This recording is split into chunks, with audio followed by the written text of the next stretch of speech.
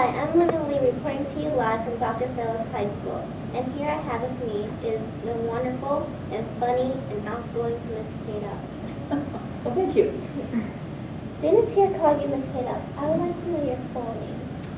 My full name is Linda Tanner Ada. That's my maiden name. I use that for my middle name now.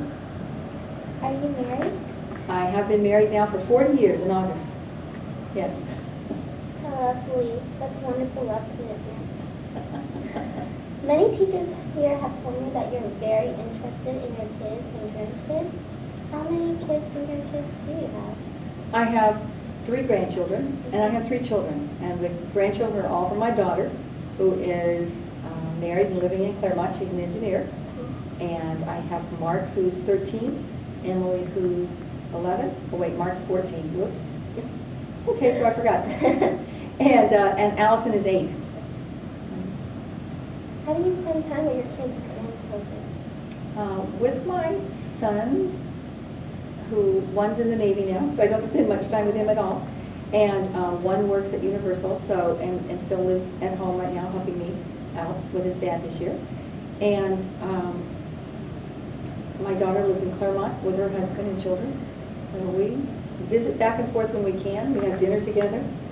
Sometimes we go to movies, or we try and plan some activities, things to do. The activities you do with your kids and grandkids, are they your hobbies? No, they're not my hobby, but my hobby is quilting, and I make them quilts. So I make them quilts for their, for watching TV, or my granddaughter uses one quilt to read books under. She, curls up in a chair in her room, or in their bean bags. Yeah, she curls up in those, and then she covers up with a quilt. And sometimes they use them watching television. Grandma makes quilts. Wouldn't traveling fall in this category? Oh, absolutely. I travel mostly with CIS. I have in the past. And I've been in many countries in Europe.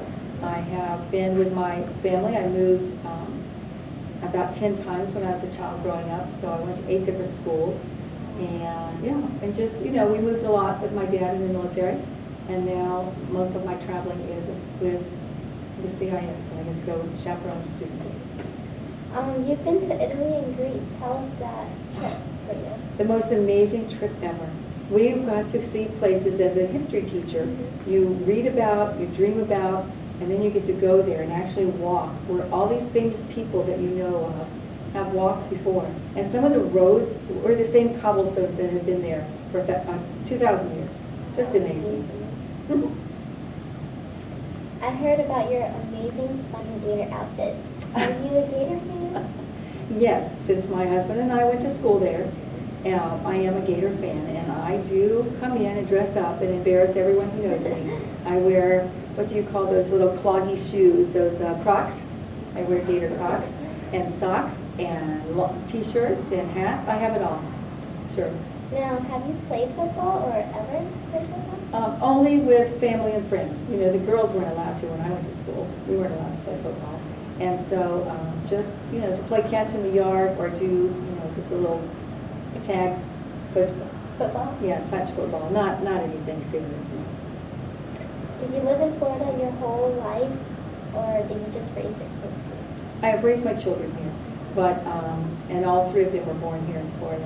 But no, like I said, my father was in the military, and we moved, and we lived all the way across the United States, from Portland, Oregon, to South Florida, to Georgia, Kansas, Louisiana, and we lived in England for 3 years. I've been told your husband is being a cancer for the past 6 years. What keeps you going to raise your kids, your grandkids, and keep as well as helping them? Yes, my husband has been fighting this for 6 years. I think it's the help that I get from my children that helps me get through.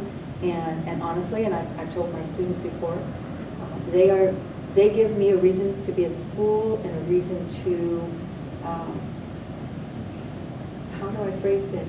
It takes my mind off the stress of him fighting that disease.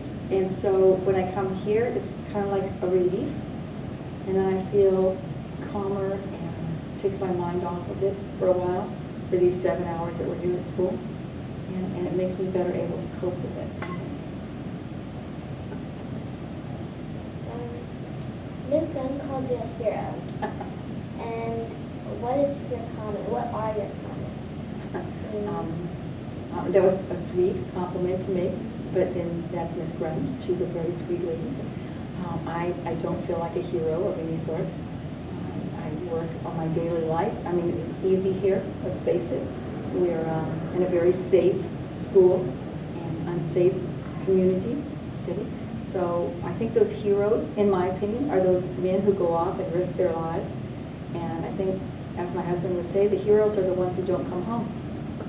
So I think those of us here are just ordinary people, and we go about our daily lives. But those heroes are the ones who have gone to battle and not come home. Are you proud of who you are today? Yes, I think I've accomplished a lot. I feel good about my students. I feel good about my husband and my home. I really care about each of my children. I think they are working hard with their lives. My daughter's an engineer. I have one son in the Navy, and the other one is a cook, although he has recently said that he thinks he'd like to work on cars instead. So I guess we'll be taking off in a different direction for him. But you feel good when you've raised responsible adults. And so I feel like I've accomplished my life goals. And now I'm sewing, so I can, make my quilts and just, I You feel make good the about it. quilts for teachers who have babies. Teachers who have babies, yes. Okay, not teachers. And I do get requests, but no teachers. No big people need quilts. They're for babies, and I make those. And like I said, I make them for my family. And I need to get busy on my husband's gator quilt. I have the pattern. It's just that there's so many little pieces. I just haven't gotten. I even started. Well, thank you for today, Ms. Hida, and I'm glad I know more about you. Then, thank you, Ms. Hida. Oh, you're so welcome. Thank you so much, Linda.